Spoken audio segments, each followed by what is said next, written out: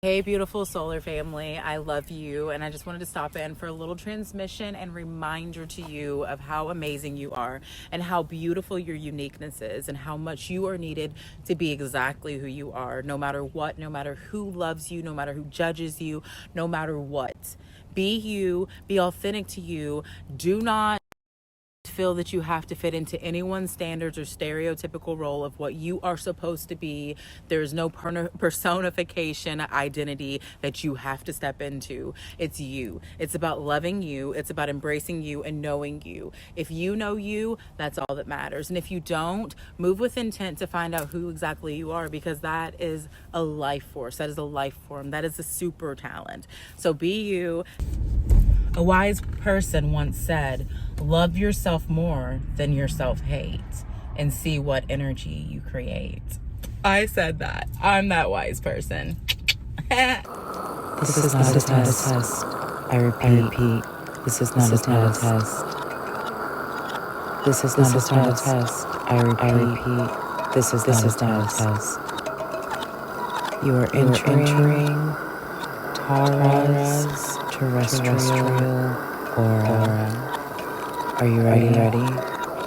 I repeat. This is not a test. This is not a test.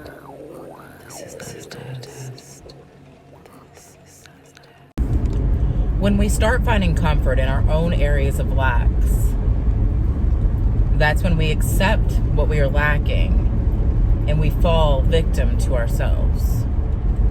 Ask yourself daily, am I falling victim to myself? Am I claiming my areas of lack as if they're my own to be able to make myself feel better for what I'm not doing? Or am I actually identifying myself to be able to better understand and understand myself? Because there's a very thin line of differential, and there's a very thin line of understanding which definition we are falling within. And either way, one of the definitions is a truth. And the truth is, no thing is true. So it's a conundrum of itself. When we put ourselves in labels, when we put ourselves in brackets of accepting what we are or who we are meant to be or what we are meant to do or the way that we are supposed to be whilst we're doing it, whatever it may be, then we are literally placing ourselves into a box. We're placing ourselves into a box, a package, a wrapping, and calling ourselves that present. But is that present always our presence? Is that present always the attunement to our current reality? Or do we outgrow our reality within our energetic states as we expand ourselves as expanding, expansive beings, the beings that we are?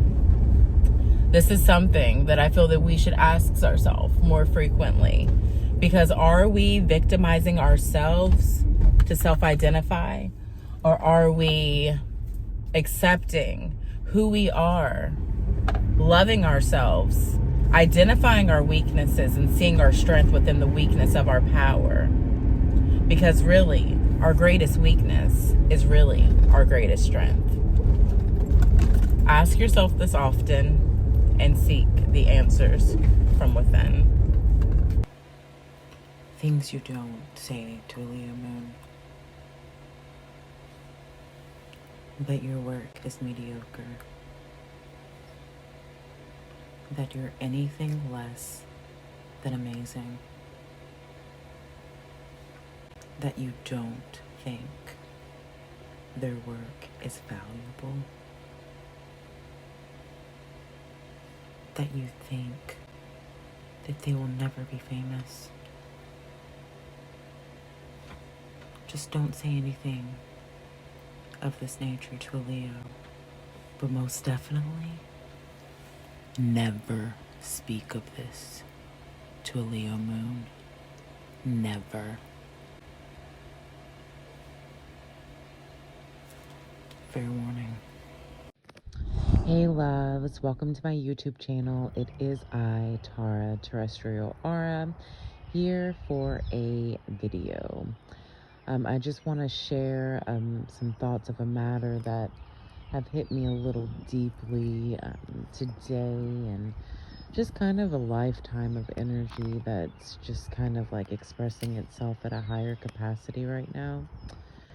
And what it really comes down to is just the whole conceptualized belief structure of us being told who we are, what we are, how we have to be, and being put into these boxes, these categories. Like, we have to be a certain way because of how we are, or what we are, or our aspects, or whatever it may be.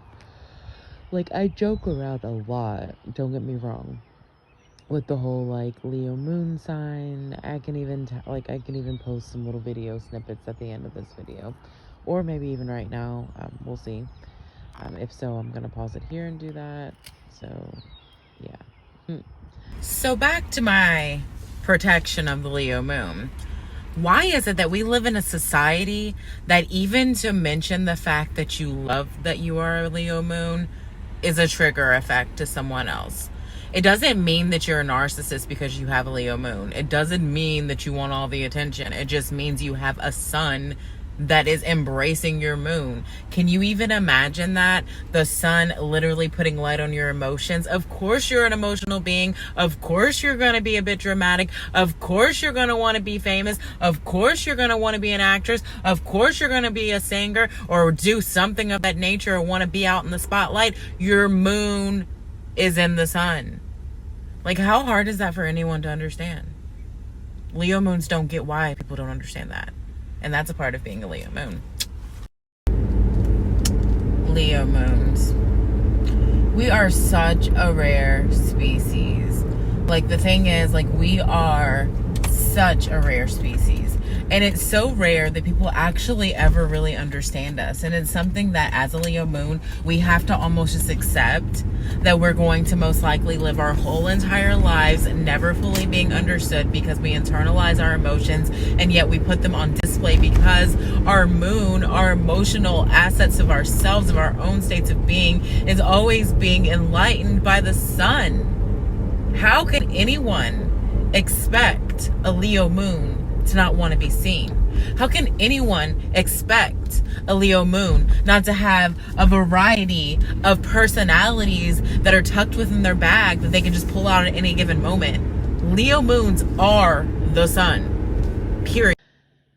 But okay, so the Leo moon is definitely something that I can identify with because I've picked up on the energy by being that my whole life, not even really knowing that my whole life, keep in mind, because although I love astrology, I have not always known my moon sign. I have not always looked into the depths of the natal chart and the inner workings of all that is with the planets and things like that.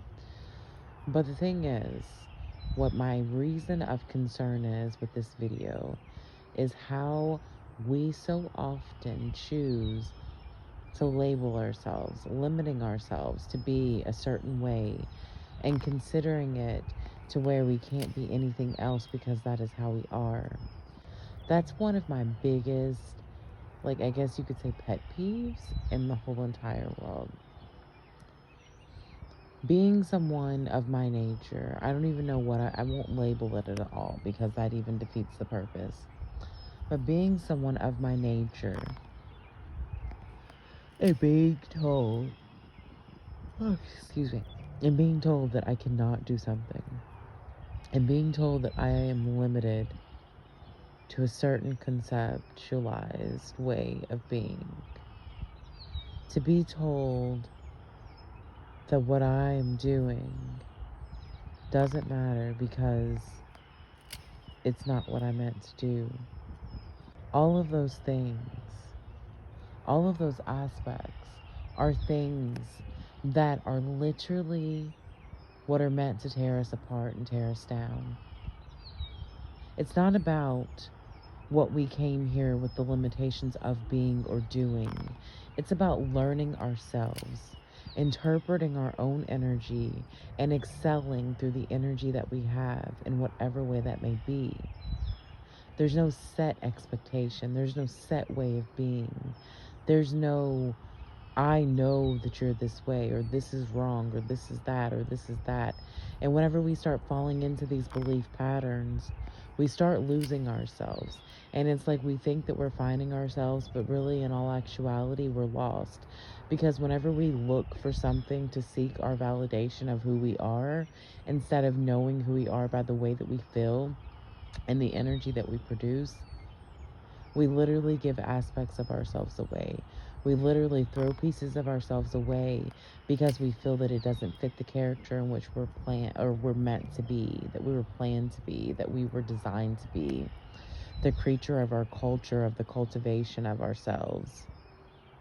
Whenever we realize that the cultivating culture that we've been creating is really nothing but a fiber of diagnosis, of hypnosis that we've been fed, ingested and bred into the species of believing that we have to be this certain way. When we realize that the most beautiful thing that we can ever be is ourselves, without any objective, without any labeled identification as who we are in source, without any specific direction that tells us that we have to be or do something to be able to fit into a pattern of what we are. Because the truth is, when it really comes down to it, no one knows who you are. You don't even know who you are, because you're an evolving creature, an evolving being that is changing every single momentum of now. You're expanding yourself, you're contracting yourself, and you're doing all of these beautiful things. And all of these things are definition by you as your persona, but on soul level, you are so much more than the physical. You are so much more than what you embody here on earth. Instead, you are everything. You are everything encapsulated inside this beautiful being that you are, that you have created yourself to be. And the aspects of you are what are the root and barks of your tree, because we have so many different elements to our sources and to our forces and to all of the chemistry that makes up our matter. And when we analyze these aspects and we interpret them as only being one set way, or only being a structurized view of something based off of a system, of a point of view, then we start to lose ourselves. Because ourselves was never meant to be confined. Ourselves was never meant to be defined. It was meant to be exactly as we are, in the expression of ourselves, in the expression in which we are whenever we are given expressional moments to be of expressional form. When we learn to accept our waves, our turns, our ins, our outs, our highs, our lows, our different elements of ourselves without limiting who we are and who we can be, that is when we'll find ourselves. And what we'll find is an interpretation lost within a divine source of creation that has no link tie to its destination, because there is none. There is no set one way. There is no one set path. Instead, there is an abundance. There are endless paths. There are endless timelines. And there are endless ways and routes that we can take.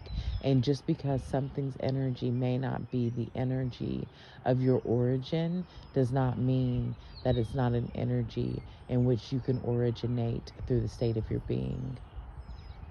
If anything is taken from this message today, I hope that it is that we are not limited to the beliefs of any outside perspective or perception of ourselves. I hope that you take from this message that you are a powerful source creator, and you have the ability to choose your own path. You have the ability to choose what is best for you, what is right for you, and what works for you. It's not about finding something based off of a system. It is about becoming the system and basing the world off of how your system functions. If you're here for that, if you find value in doing something of that nature, then definitely share. Let me know your thoughts, because I am so incredibly eager to hear any thoughts outside of my own about this topic, because it's something I'll hold very dear. I have been in the process of deprogramming my mind since the year 2012. It has been almost a full decade since I have been in this process. And with this process, I've been able to learn how to accept myself in my highs and my lows, in my most eccentric aspects of myself, and the most intricate and like inner depth versions of me that maybe don't go so seen by the public eye. But with this, I have been able to transform my own energy. I have been able to look at my energy and literally communicate with it directly and ask it, what is its intention? What am I here to do with you? Granted, sometimes it can come in various forms, which could even be as simple as like eating something or doing something of that nature. But it's all of significance. Everything holds a portal. Everything holds a key. We have a set frequency. And whenever we find the pieces of our frequency to be able to correlate them into our energy, then we have found our truest, our highest, our elaborate, most amazing point of self. Now, if you've enjoyed this content that I create here in this space, please like, share, and subscribe to my channel. Also, please know that I am working on something that I will be sharing very, very soon with you guys. And I'm so grateful for even the experience to be able to fathom the thought, to be able to put the idea together. So I'll most definitely be sharing that with you very soon.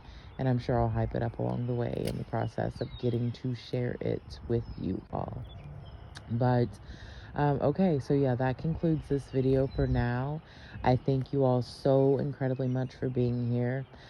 Just to speak on the energy, we're currently in this momentum of my now, which will not be the exact same momentum of now when anyone sees this video. But we are currently in a Leo, or excuse me, I want to say everything Leo right now. But we are in a Libra, excuse the yawning. We are in a Libra full moon. So utilize this Librian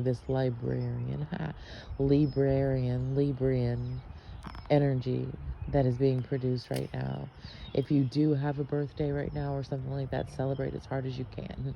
Or if you have anything that's going on to celebrate in general, most definitely live it up, because this is the energy that's shifting the whole tides of all that is and all of creation. This is the energy that's going to awaken us to our higher selves and to be able to see the areas in which we've lacked and the areas in which we've thrived. So in doing this, we're able to identify exactly who we are by releasing the identification of who we are told to be, of who we are said we are. Because in finding who we really are, all that we'll really find is a loss of who we are as self, because we were never placed here to be a specific one set genre. We were placed here to be aspects of the whole, to make the whole, the picture of the matter, the depiction of the matter, the action of the matter, and living, breathing life in form. So then I'm Kevin Gates. And bitch, we're recording. Ah! All right, so I'm gonna first announce the fact that we're recording, Victoria, on this video. So, hey, YouTube family, it's Tara.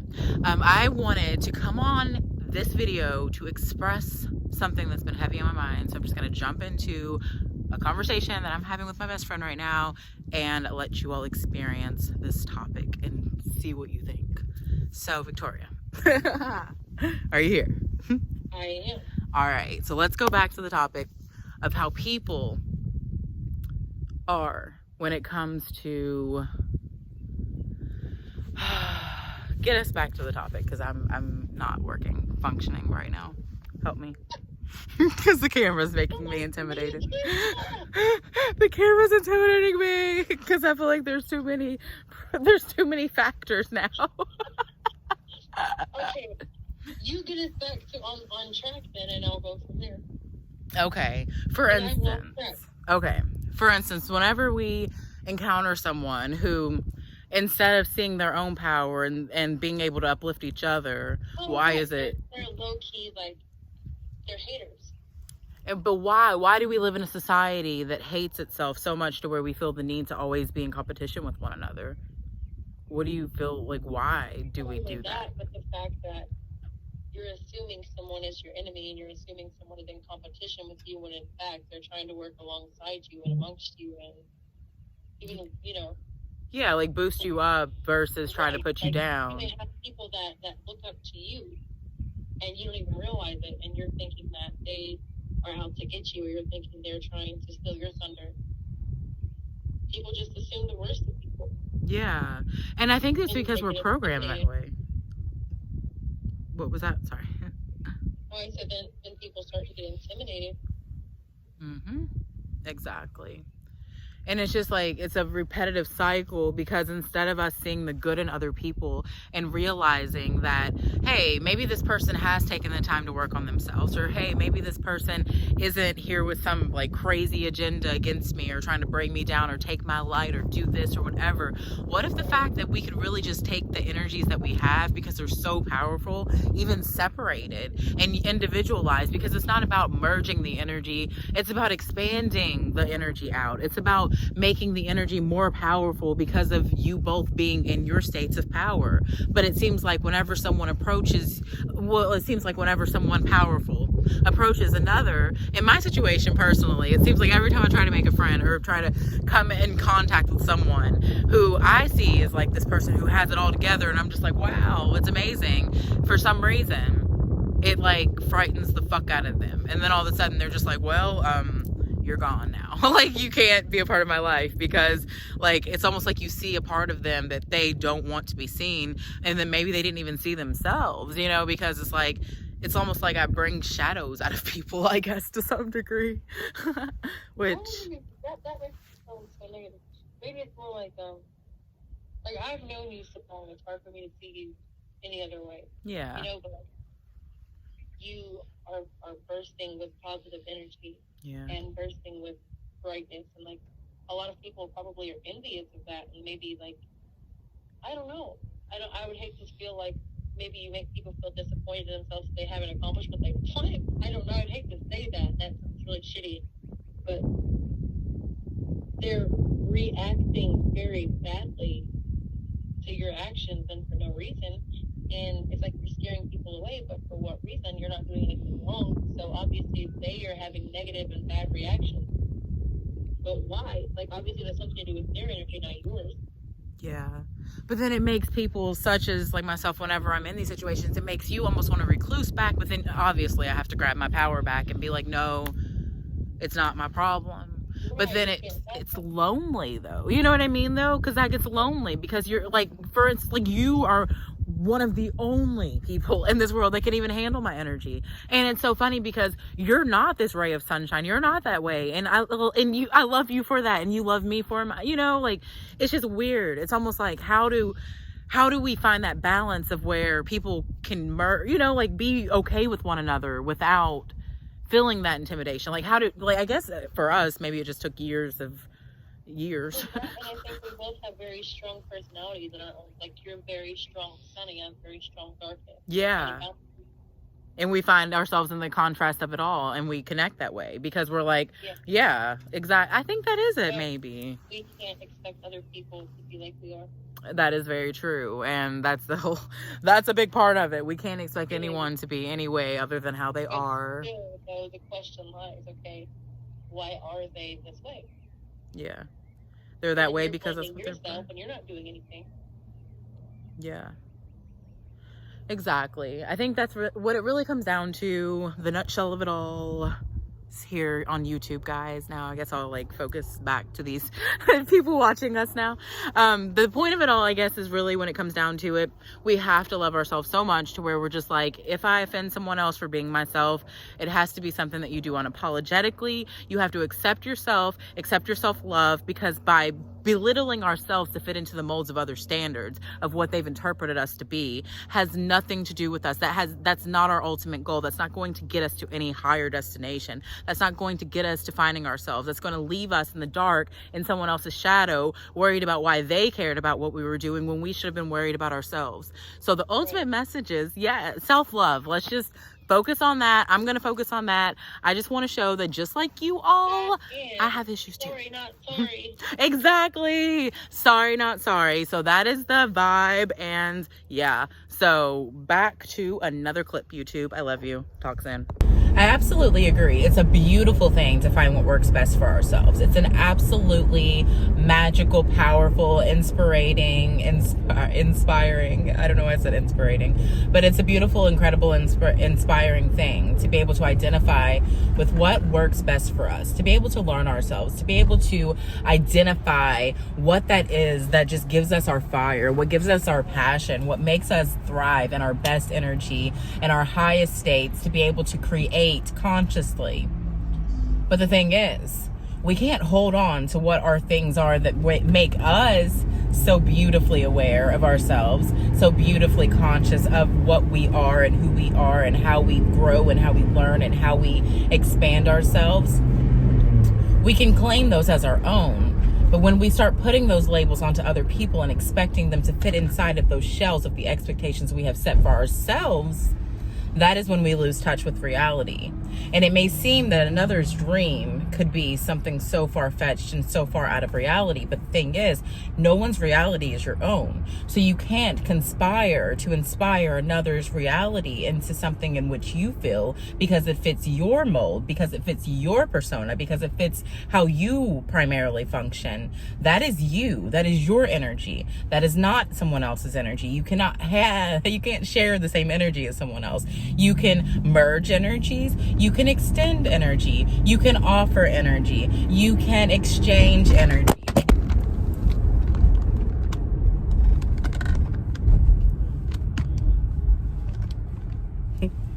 You can do all of those things. But the thing is, you cannot decipher another person's energy and tell them who they are or what they are capable of doing, because there are so many elements beyond what is seen. There are so many elements beyond astrology. There are so many elements beyond these labels that we create and even that society cultivates.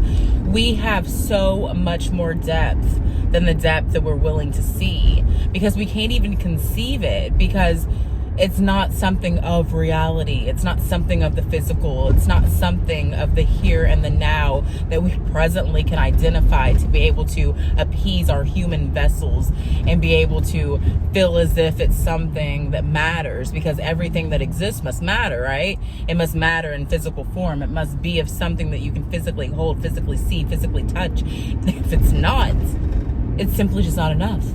But the thing is, when we escape those horizons and we escape those bounds, maybe, just maybe, we'll like what we found, because maybe we'll see that it's not all about what this reality seems to be. This reality is a dream. It's a very coherent actional state in which we enact of the energy and stimulations in which we create. So remember, you are so much more powerful than any label that you've ever been placed in. You're so much more powerful than any energy in which some other has felt to identify you with them. You are so much more than just a human being. You are an extra interdimensional life force that has been sourced to be brought here onto this planet, into this realm, to create an imprint, a footprint that is uniquely your own, held to no other's personification of you, held to no one's standards, held to nothing other than who exactly you are. So be you, love you unconditionally, and let no one ever tell you who you are, let no one tell you who you are, what you are, or what you are meant to believe, because that is another person's beliefs, and that is not your responsibility. It's not your baggage to claim. It's not your your energy to own. It's not your energy to hone. It's nothing of the sort of the matter. It is literally someone else's perception, and that is their self-reflection, and we cannot control how others will see us. We can only control how we feel and how we project and protect and reflect ourselves. So let that be said and known that that is my opinion, and I am putting that out to the universe. If you resonate with that frequency, then so be it. If you don't, identify however you so choose, because that is the beauty of having this life. We're not set to be anything. We are set to create our own destiny, our own footprint, our own universal cosmic flow. We learn how to use the energies within ourselves, and once we master those energies, then we're able to harness those energies to be able to utilize them and bring them into a higher developmental force, to be able to be an impact on this earth as a life source. And until then, we're just trying to figure out ourselves. But the thing is, there's never anything to figure out. It's never anything that we're like specifically one part about. We are everything. And everything is us, because we are universal cosmic frequencies of humans that are being here for now. All right, so all right, thank you so much for being here. I enjoy everything that we do. I enjoy these connections so incredibly much. I send you love, I send you peace, I send you prosperity, and until the next time we meet, my beautiful lovelies, I'll talk to you soon. Please don't forget to like, share, and subscribe to my channel. I'm grateful for each and every one of you here. Take care, my loves. The body and self-image have always been something that has been a challenge for me. Up until the age of 20, or actually, oh my goodness, up until the age of 32, I had no idea what it would ever be like to have a body that actually felt like my own, to have a body that I actually enjoyed, that I liked, that I could admire, that I could look at in the mirror and genuinely find happiness in. I'm not saying that today that I have the perfect body and it's something that I've like learned to love fully, but every day I learn to love myself more on every level. And one of those aspects is by loving my body in its shape and its condition exactly as it is. And that is an act of self-love.